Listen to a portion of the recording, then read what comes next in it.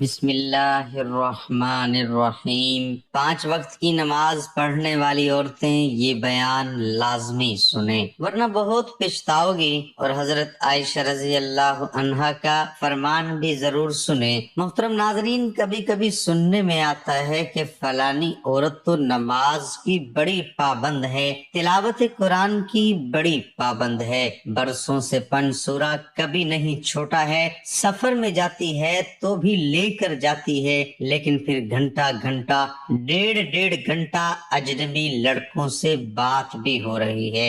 ایسا کبھی نہیں ہو سکتا۔ ارے جن کے دلوں میں اللہ کا ڈر پیدا ہوتا ہے، پھر وہ تو مباح اور بات جائز کاموں کو بھی ترک کر دیتے ہیں۔ حضرت سیدنا داؤد طائی ایک بزرگ کی بارگاہ میں 40 سال تک گئے اور ان کی خانقاہ میں جا کر بیٹھتے تھے۔ ایک دن انہوں نے کہا، داؤد ذرا تیرے سر کے اوپر دیکھ، ایک پٹڑا ہے، ایک ٹانک ہے، اس میں قرآن کا مصحف رکھا ہوا ہے، ذرا وہ نکال کر مجھے دو۔ تو حضرت داؤد طائی نے کہا، بندے 40 سال سے آتا ہے اور تیرے سر کے اوپر تاک ہے، تو وہاں بیٹھتا ہے، تجھے پتہ نہیں کہ یہاں تاک ہے؟ حضرت داؤد طائی نے کہا، اللہ کے ڈر سے اوپر اس لیے نہیں دیکھتا کہ اگر بلا وجہ اوپر دیکھ لیا، اللہ نے اگر پوچھ لیا کہ تو نے نظروں کا غلط استعمال کیوں کیا تھا تو میں اللہ کو کیا جواب دوں گا؟ اس لیے حضرت 40 سال سے آپ کی خانقاہ میں آتا ہوں،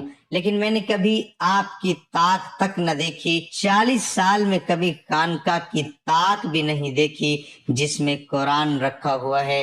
میرے پیارے آقا صلی اللہ علیہ وآلہ وسلم کی کنیزوں، ہم کہاں ہیں جس کو حقیقت میں خشیت ربانی کہتے ہیں؟ قرآن اس کی طرف اشارہ کر رہا ہے، ایسا ڈرو جیسا ڈرنے کا حق ہے، اور جو اللہ سے حق کے مطابق ڈرا، پھر قرآن ان کے بارے میں کہتا ہے، انہیں نہ غم ہے نہ خوف ہے، کیونکہ انہوں نے اللہ سے ڈرنے کا حق ادا کیا۔ ان کے چہرے دنیا میں چمکے، ان کی قبریں آج تک چمک رہی ہیں، اور انشاءاللہ قیامت میں ان کے چہرے چمکتے نظر آئیں گے۔ کیا ہے؟ اللہ سے ڈرنے کا حق۔ ایک بہت بڑے بزرگ ہیں، سیدنا امام سفیان ثوری رحمت اللہ علیہ 99 ہجری میں پیدا ہوئے۔ دور رسالت سے بہت قریب دور ہے 99 ہجری کا دور، اور ابھی آپ 20 یا 22 سال کی عمر میں تھے کہ آپ کی کمر جھک گئی تھی اور لاٹھی لے کر چلتے تھے۔ عام طور پہ کمر کب جھکتی ہے؟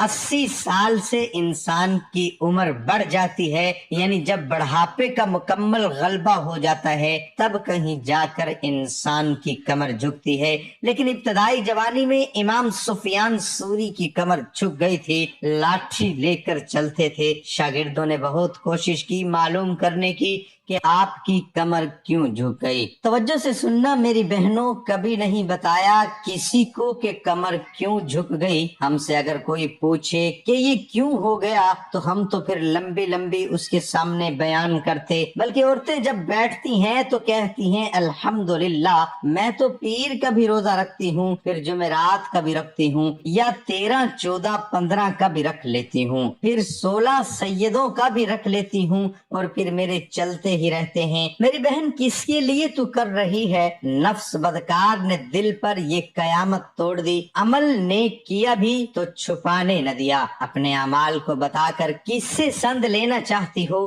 آقا صلی اللہ علیہ وسلم نے فرمایا، جو نیکیاں کر کے تشہیر کرتے ہیں، قیامت میں اللہ ان سے کہے گا جس کے لیے نیکی کی تھی، آج جا کر صلہ اسی سے لے لے، وہاں تو لوگوں کے بدن پہ کفن بھی نہیں ہوگا، کون صلہ دے گا اور کیا دے گا؟ ارے جو قوم دنیا میں کچھ نہ دے سکی، وہ قوم آخرت میں تمہیں کیا دے گی؟ آج دنیا میں لوگوں کے پاس کہ کوئی کسی کی مدد کے لیے تیار نہیں، وہ تمہیں آخرت میں کیا دیں گے؟ جو بغیر کفن کے ننگے گھوم رہے ہوں گے، آپ کو تعجب ہوگا کہ میں یہ کہہ رہا ہوں کہ ننگے گھوم رہے ہوں گے۔ میرے آقا نے یہ بات کہی کہ لوگوں کے بدن پہ کفن بھی نہیں ہوگا۔ ام المؤمنین امی عائشہ کو حیرت ہوئی، کہنے لگی یا رسول اللہ صلی اللہ علیہ وآلہ وسلم، جب لوگوں کے بدن پہ کفن نہیں ہوگا تو لوگ بے حیائی نہیں محسوس کریں گے؟ آقا صلی اللہ علیہ وسلم فرماتے ہیں عائشہ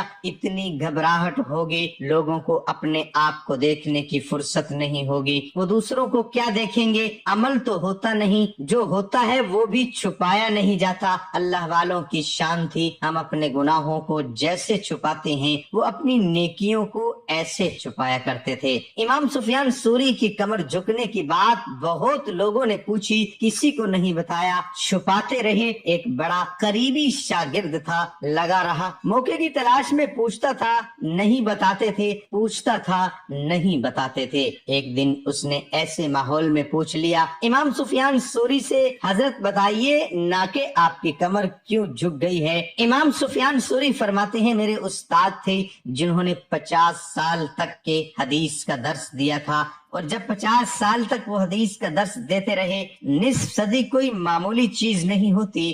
جب انتقال کا وقت آیا تو رونے لگے اور کہتے ہیں سفیان میں نے 50 سال تک قال اللہ قال رسول کہا، 50 سال تک لوگوں کو حدیث کا درس دیتا رہا، لیکن اب کہ جب میں دنیا سے جانے لگا ہوں تو کوئی گارنٹی نہیں ہے کہ اللہ بخش دے گا یا مجھے جہنم میں جلائے گا۔ بس استاد کا یہ جملہ سن کر حضرت امام سفیان ثوری پر اللہ کا خوف اتنا غالب آیا، فرماتے ہیں اللہ کے خوف سے میری کمر جھک گئی، اور میری کمر کی ہڈی کے جھکنے کی آواز اس محفل میں جتنے لوگ موجود تھے سب نے سنی۔ ابلیس کا تکبر۔ اور جب ہم نے فرشتوں کو حکم دیا کہ آدم علیہ السلام کو سجدہ کرو تو سب نے سجدہ کیا، مگر ابلیس نے نہ کیا، اس نے تکبر کیا اور کافروں میں سے ہو گیا۔ فرعون کا تکبر۔ فرعون کو بھی تکبر ہی نے برباد کیا تھا، فرمان الہی ہے۔ پھر ان کے بعد ہم نے موسیٰ علیہ السلام اور ہارون علیہ السلام کو فرعون اور اس کے امراء کے پاس نشانیاں دے کر بھیجا تو انہوں نے تکبر کیا، کیونکہ وہ مجرم قوم تھے۔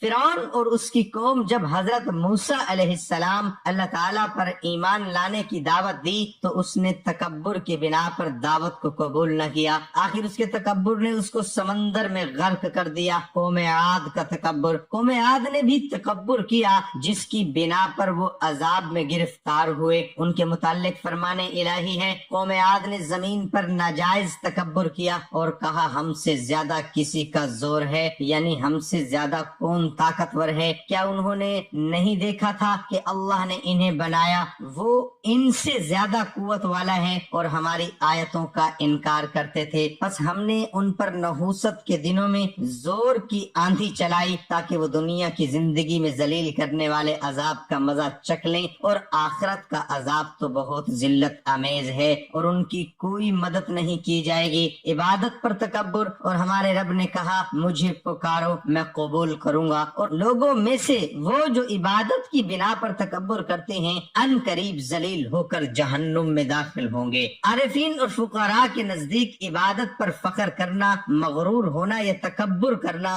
بہت بڑی بے وقوفی اور بھول ہے، کیونکہ عبادت تو اللہ تعالیٰ نے قبول کرنی ہے، خواہ وہ قبول کرے یا رد کر دے۔ اسی بات کو اللہ تعالیٰ نے سورۃ النساء میں یوں بیان فرمایا ہے جو کوئی اللہ کی بندگی سے نفرت اور تکبر کرے تو اللہ تعالیٰ قیامت کے روز انہیں اپنی طرف جمع کرے گا۔ اللہ کے فرشتے عبادت پر تکبر نہیں کرتے، فرمان الہی ہے جو فرشتے اس کے پاس ہیں وہ اس کی عبادت پر متکبر نہیں ہوتے اور نہ ہی اکتاتے ہیں۔ اللہ تعالیٰ ہم سب کو شریعت کے مطابق زندگی گزارنے کی توفیق عطا فرمائے، اور تمام حضرات نماز کا اہتمام لازمی کریں کیونکہ نماز پڑھنا ہر مسلمان مرد عورت پر فرض ہے۔ اللہ تعالیٰ ہم سب کو 5 وقت کی نماز با جماعت ادا کرنے کی توفیق عطا فرمائے اور ہم سب کو دین حق پر چلنے کی توفیق عطا فرمائے۔ دعا ہے کہ اللہ تعالیٰ میرا سنانا اور آپ کا سننا اپنی بارگاہ الہی میں قبول اور منظور فرمائے، آمین ثم آمین۔